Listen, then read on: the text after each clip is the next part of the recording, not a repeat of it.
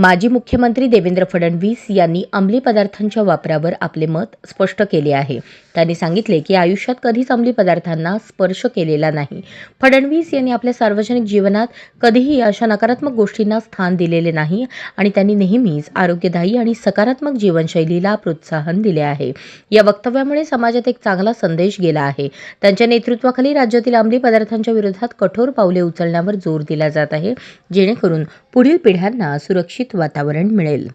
माझ्या जीवनामध्ये मी देखील कधी कुठल्याही अंमली पदार्थाला कधी शिवलो नाही आणि कधी कोणाची म्हणायची हिंमत देखील झाली नाही. म्हणजे आता तर शक्यच नाही, पण कॉलेजमध्ये होतो तरी देखील कोणाची हिंमत झाली नाही. मला सवय लावायची, याचं कारण हा निर्धार आपला असला पाहिजे, आपल्या मनात असला पाहिजे. ही ताकद आपली आहे.